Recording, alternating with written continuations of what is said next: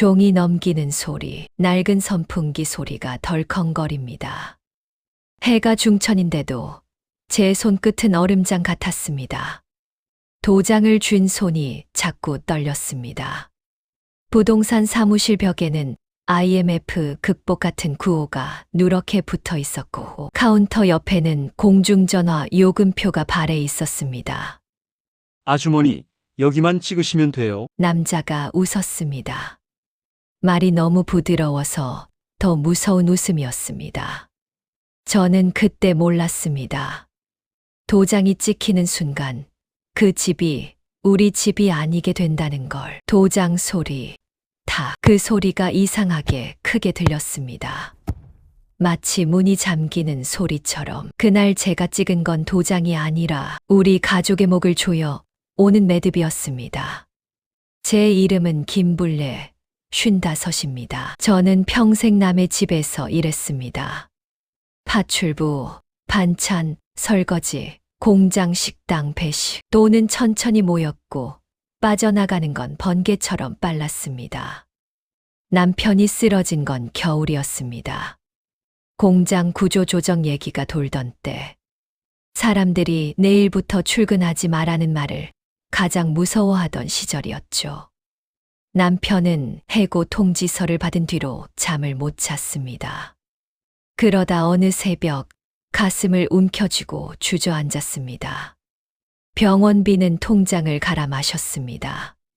빨간 줄이 그어질 때마다 제 마음에도 줄이 그어졌습니다. 그래도 저는 버텼습니다.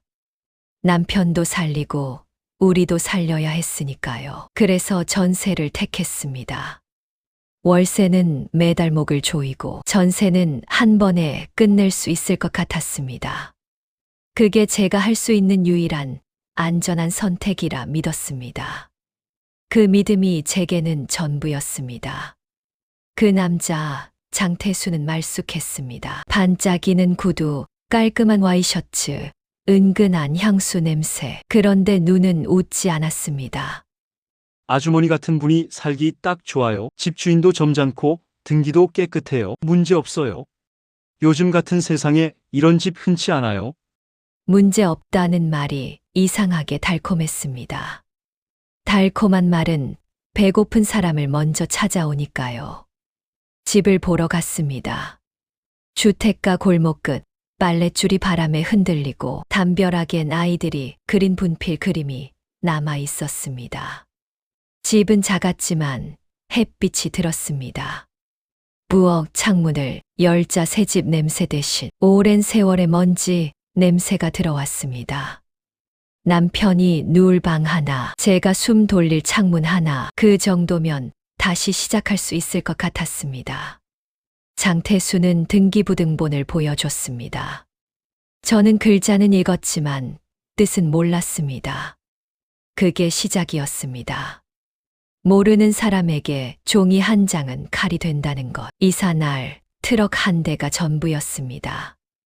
낡은 장롱, 이불 보따리, 전기밥솥 하나. 남편은 막 퇴원한 몸이라 짐을 들지도 못하고 벽에 기대기만 했습니다.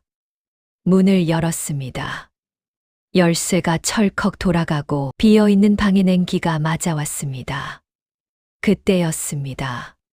현관 바닥에 낯선 우편물이 놓여 있었습니다. 제 이름이 아니었습니다. 그런데 봉투 한쪽이 뜯겨 있었습니다. 경매. 글자가 흔들렸습니다. 가슴이 쿵 내려앉았습니다. 그런데 그 순간 장태수의 말이 떠올랐습니다. 문제 없어요. 저는 떨리는 손으로 봉투를 다시 내려놓았습니다. 이전 세입자 거겠지, 차고겠지. 사람은 무서우며 자기에게 유리한 쪽으로 믿습니다. 그날 밤 남편은 겨우 잠들었고 저는 불을 끄지 못했습니다. 집이 낯선 게 아니라 이상하게 조용한 게 낯설었습니다. 다음 날 아침 저는 주민센터로 갔습니다. 전입신고, 확정일자, 사람들이 그것만 해두면 된다고 말하던 두 가지. 긴 줄을 섰습니다.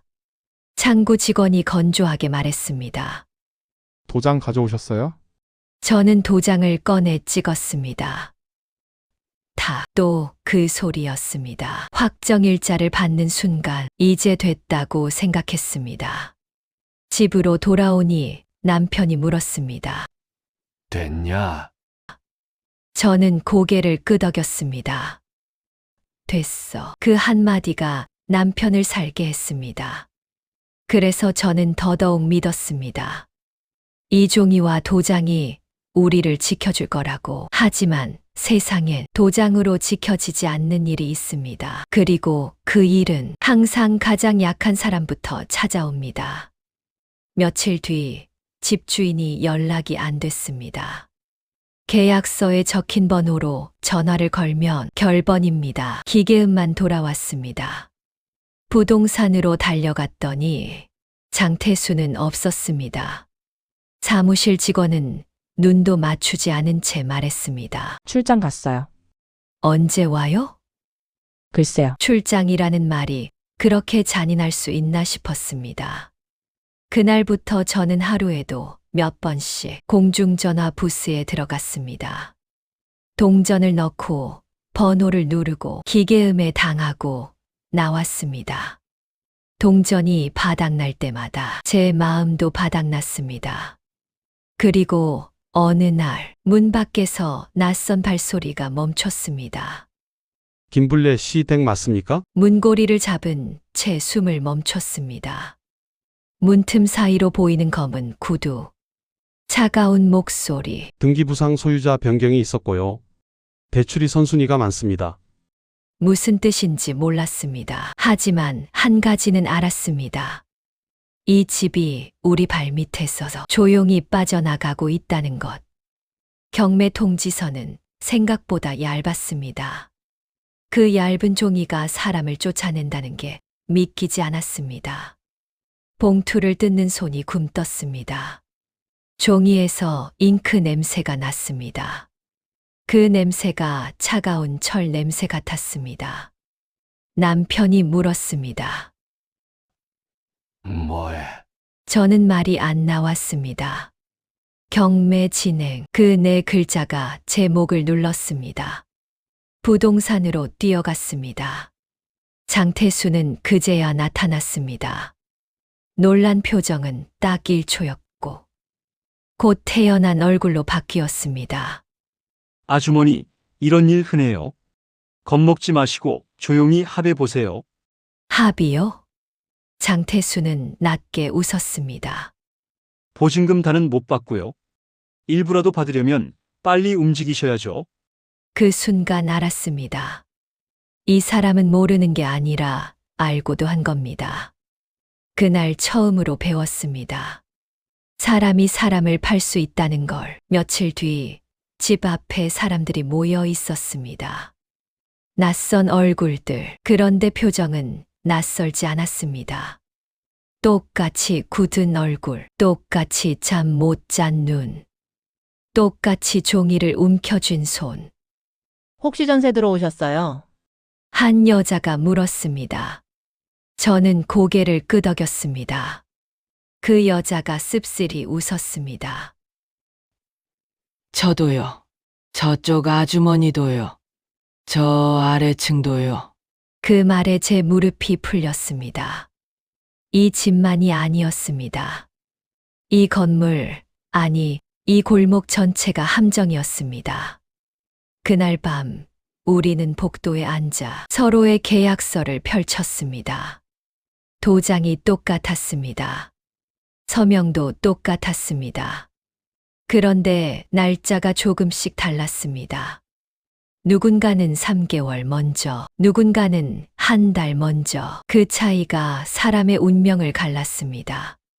그때 한 어르신이 말했습니다.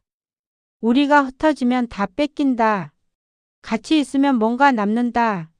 그 말이 우리의 첫 번째 약속이 되었습니다. 저는 그날부터 영수증을 모았습니다. 부동산 영수증, 법무사 서류 비용, 공중전화 통화료, 이사 트럭 영수증, 주민센터 수수료. 사람들은 말했습니다. 그걸 모아서 뭐해? 그거 써. 하지만 저는 알고 있었습니다. IMF 때 사람을 살리는 건 근성이 아니라 증거라는 걸. 남편이 쓰러졌을 때도 진단서 한 장이 없으면 보험도 회사도 움직이지 않았습니다. 세상은 말이 아니라 종이로 돌아갔습니다. 저는 작은 파일철을 샀습니다. 철컥 소리 나는 낡은 철, 그리고 거기에 영수증을 날짜 순으로 꽂았습니다. 그때부터 저는 당한 사람이 아니라 따지는 사람이 되기 시작했습니다. 동네 법무사 사무실에서 젊은 남자를 만났습니다. 최도현, 그는 제 파일철을 보고 잠깐 숨을 멈췄습니다. 아주머니 이걸 다 모으셨어요? 네, 누가 시킨 거예요? 아무도요. 그냥 제가요. 도현은 의자를 밀어주며 말했습니다. 그럼 이제부터 보는 법을 배워야 해요. 등기부등본을 펼쳤습니다. 저는 그 종이를 싫어했습니다. 글자가 사람을 괴롭히는 종이었으니까요. 도현은 손가락으로 줄을 짚었습니다. 여기 근저당, 여기 가압류, 여기 소유권 이전. 그는 쉬운 말로 바꿔줬습니다. 집이 빚을 잔뜩 뒤집어 쓰고 있으면 전세금은 맨 뒤로 밀려요. 그럼 확정일자는요? 도현이 고개를 떨궜습니다. 확정일자는 싸울 수 있는 표를 주는 거예요. 근데 상대가 칼을 더 먼저 들고 있었으면 표만으론 부족해요. 그날 알았습니다. 저는 싸울 자격만 얻은 거고 싸울 무기는 아직 없었습니다. 도현이 말했습니다. 무기는 아주머니가 이미 만들고 있어요. 그 영수증 처리요. 장태수는 다시 찾아왔습니다. 이번엔 사무실이 아니라 우리 집 앞 계단에서 기다리고 있었습니다. 아주머니, 많이 힘드시죠? 위로하듯 말했습니다. 그 말이 더 소름 끼쳤습니다. 제가 도와드릴게요. 어떻게요? 합의금 일부 드리죠. 대신 서류에 사인만. 도현이 옆에서 조용히 말했습니다.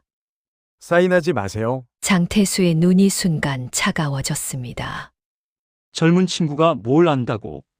그는 웃으며 말을 이었습니다. 아주머니, 혼자 싸우면 손해예요. 그리고 남편분 아프시잖아요. 그 말이 비수였습니다. 약한 곳을 정확히 찌르는 칼. 저는 장태수를 똑바로 봤습니다. 내 남편 얘기는 하지 마요. 목소리는 떨렸지만 눈은 떨리지 않았습니다. 장태수가 돌아서며 던졌습니다. 세상은 약한 사람 편이 아니에요. 도현이 낮게 말했습니다. 그래서요. 우리가 약하지 않게 모이면 돼요. 우리는 모이기 시작했습니다. 복도에서, 분식집에서, 비 오는 날엔 목욕탕 대기실에서도 각자 가진 것들을 꺼냈습니다. 계약서, 사본, 통장 거래 내역, 전입신고 확인서, 우편물, 그리고 제가 만든 영수증철. 그 어르신 박정숙은 동네 사정을 다 아는 사람이었습니다. 늘 무심한 얼굴로 사람을 보다가도 결정적인 순간엔 길을 열어줬습니다. 정숙 어르신이 공책을 펼치며 말했습니다. 이제부터 적어. 이름, 입주 날짜, 보증금, 부동산, 브로커 얼굴 특징. 우리는 서로의 기억을 맞췄습니다. 누가 언제 왔는지, 장태수가 무슨 말을 했는지, 어느 날 갑자기 서류가 바뀌었는지, 그 공책은 곧 피해자 노트가 됐고, 피해자 노트는 곧 장부가 됐습니다. 장부는 돈을 세는 게 아니라 죄를 세는 거였습니다. 도현은 말했습니다. 등기부등본은 입이 없지만 거짓말을 못해요. 우리는 등기부등본을 새로 떼었습니다. 수수료 몇천 원이 아까웠지만 그 돈이 없으면 진실도 없었습니다. 거기엔 이상한 흔적이 있었습니다. 집주인이 바뀐 날짜가 전세 계약일과 너무 가까웠고 근저당이 잡힌 날짜는 장태수가 문제 없다고 말한 바로 다음 날이었습니다. 도현이 숨을 들이켰습니다. 이건 계획이에요. 정숙 어르신이 낮게 말했습니다. 그럼 저놈이 혼자 한 게 아니네. 맞았습니다. 혼자 할 수 없는 일이었습니다. 부동산, 임대인, 대출 브로커, 서로가 서로의 손을 잡아줘야 가능한 일이었습니다. 우리는 깨달았습니다. 상대는 한 사람이 아니라 구조라는 걸. 그날부터 목표가 바뀌었습니다. 보증금만이 아니라 이 판 전체를 멈추는 것. 그리고 멈추려면 밖으로 나가야 했습니다. 정숙 어르신이 데려온 사람은 지방신문 기자였습니다. 기자는 처음엔 시큰둥했습니다. 이런 제보 하루에도 몇 개씩 들어와요. 그때 제가 영수증처를 꺼냈습니다. 계약부터 주민센터, 법무사, 공중전화, 이사비까지 날짜별로 꽂힌 종이들. 기자의 눈빛이 바뀌었습니다. 이 정도면 움직일 수 있겠는데요. 도현이 장부를 펼쳤습니다. 피해자 명단, 금액, 날짜, 공통점. 기자는 조용히 물었습니다. 그 브로커 이름이 장태수 맞죠? 네, 사진은 있어요? 우리는 고개를 저었습니다. 정숙 어르신이 말했습니다. 사진은 없지. 근데 그놈 차 번호는 알아. 그날 밤, 우리는 공중전화 부스에서 돌아가며 전화했습니다. 혹시 그 차 봤어요? 번호 기억나요? 사람들의 기억이 모여 하나의 사실이 됐습니다. 며칠 뒤, 신문에 작은 기사 하나가 실렸습니다. 크지 않았습니다. 하지만 그 작은 글씨가 장태수의 목을 조이기 시작했습니다. 기사가 나간 다음 날, 장태수는 완전히 다른 얼굴로 찾아왔습니다. 웃음이 없었습니다. 눈만 번뜩였습니다. 아주머니, 사람 일 그렇게 하는 거 아니에요. 우리 다 같이 망하자고요? 저는 그 말이 우습기도 했습니다. 우리는 이미 망해 있었으니까요. 장태수는 마지막 미끼를 던졌습니다. 지금 사인하면 일부 돈 돌려줄게요. 안 하면요?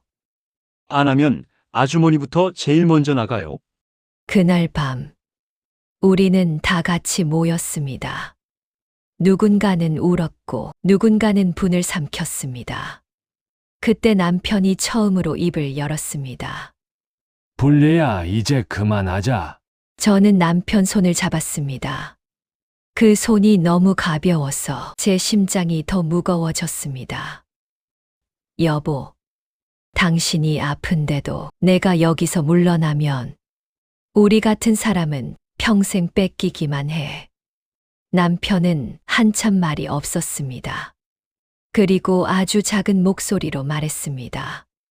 그럼 끝까지 하자. 그 말이 제가 다시 숨을 쉬게 했습니다. 신문 기사는 점점 커졌습니다. 다른 피해자들도 나타났습니다. 다른 동네, 다른 건물, 같은 수법. 어느 날 아침, 정숙 어르신이 숨을 헐떡이며 뛰어왔습니다. 왔다. 뭐가요? 사람들이 왔어. 검은 승합차가 건물 앞에 섰습니다. 정장을 입은 사람들이 내렸습니다. 자료 제출해 주십시오. 그 말이 이렇게 고마울 줄 몰랐습니다. 세상이 드디어 우리 말을 듣는 느낌이었습니다. 도현이 조용히 말했습니다. 이제는 감정이 아니라 증거로 말하면 돼요. 저는 영수증처를 내밀었습니다. 피해자 장부도 함께.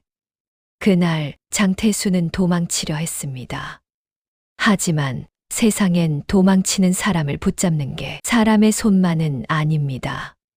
그를 붙잡은 건 그가 무시했던 종이들이었습니다.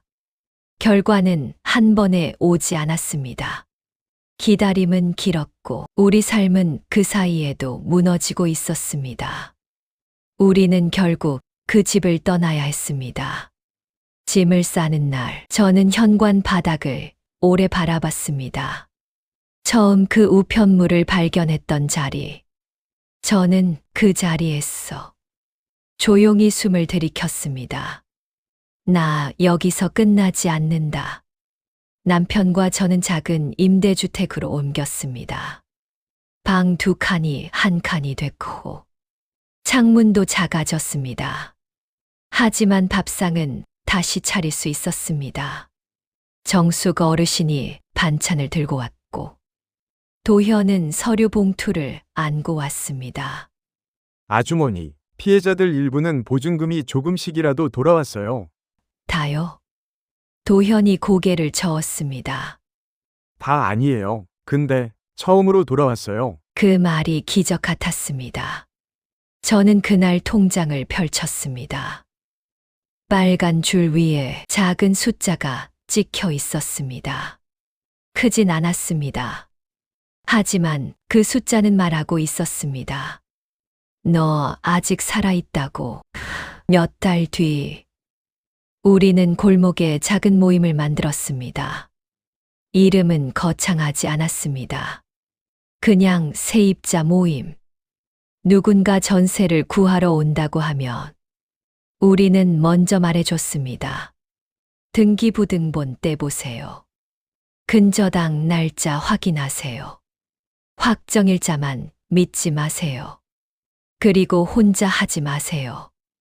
예전에 저는 도장을 무서워했습니다. 도장 소리가 문이 잠기는 소리 같았으니까요. 하지만 이제는 압니다. 도장은 누군가를 묶기도 하지만 누군가를 풀기도 합니다. 저는 도장을 서랍 속에 넣었습니다. 탁. 이번엔 잠그는 소리가 아니라 정리하는 소리였습니다.